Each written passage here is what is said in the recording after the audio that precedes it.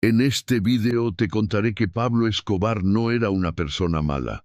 La máscara del monstruo. En este vídeo te contaré que Pablo Escobar no era una persona mala.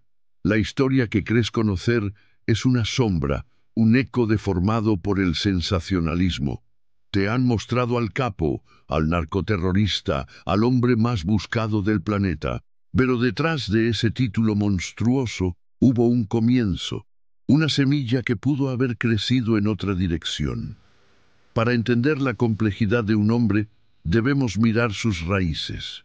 Pablo Emilio Escobar Gaviria nació el 1 de diciembre de 1949 en la vereda El Tablazo, zona rural de Río Negro, Antioquia, Colombia.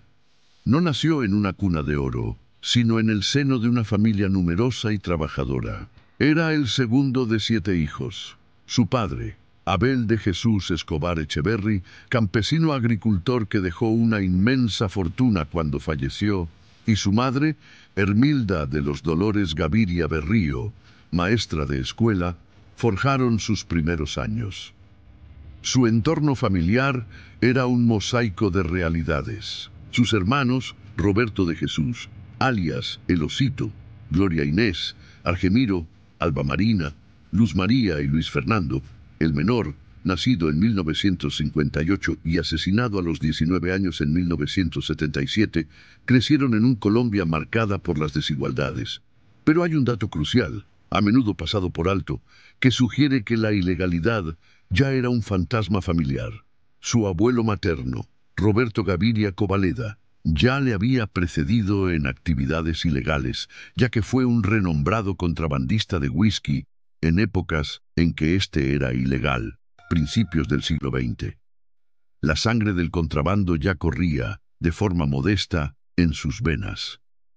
El mencionado Roberto Gaviria fue también abuelo del abogado y político colombiano José Obdulio Gaviria, un detalle que muestra las dos caras radicalmente opuestas que puede producir un mismo árbol genealógico.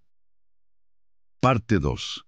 El héroe de su propio cuento, quédate hasta el final. Antes de que el mundo supiera su nombre, Pablo Escobar se veía a sí mismo como un Robin Hood moderno. En sus propias palabras, durante una entrevista en los años 80, Pablo Escobar manifestaba sobre sus orígenes lo siguiente. Pablo Emilio Escobar fue un campesino que aportaba millones de pesos a la economía de su pueblo. Y en parte era cierto.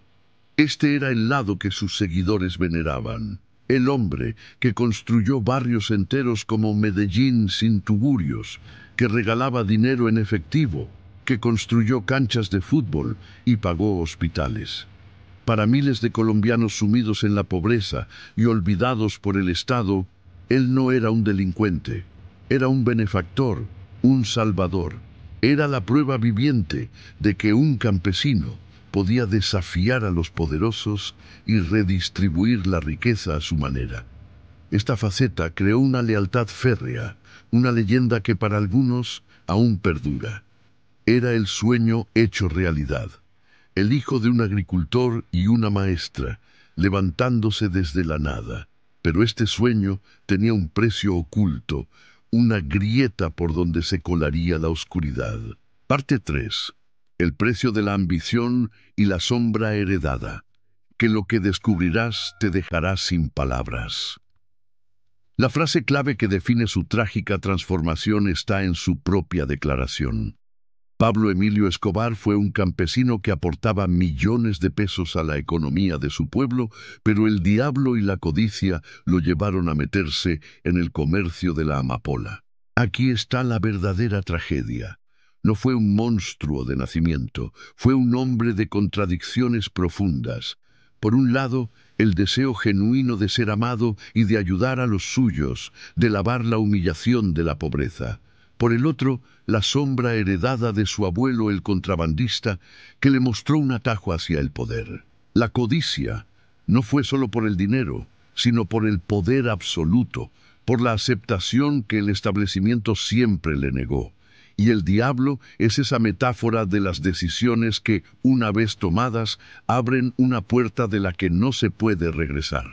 El comercio de la amapola, la cocaína, no era como el contrabando de whisky de su abuelo.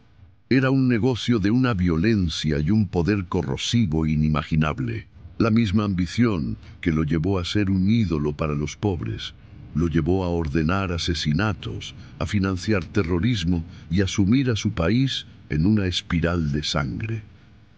La muerte trágica de su propio hermano menor, Luis Fernando, asesinado a los 19 años en 1977, es un crudo recordatorio de que la violencia que él mismo ayudó a crear terminó por devorar a su propia familia. ¿Era entonces una persona mala? La respuesta no es blanca o negra. La historia que te han contado es simple, pero la realidad es compleja y aterradora. Pablo Escobar fue un hombre que tuvo la oportunidad de ser un héroe, pero cuyos demonios internos, su codicia desmedida y la herencia de un camino fácil, lo convirtieron en el villano que el mundo recuerda. Descubrir que el mal no nace, sino que se construye elección a elección, es lo que realmente te deja sin palabras.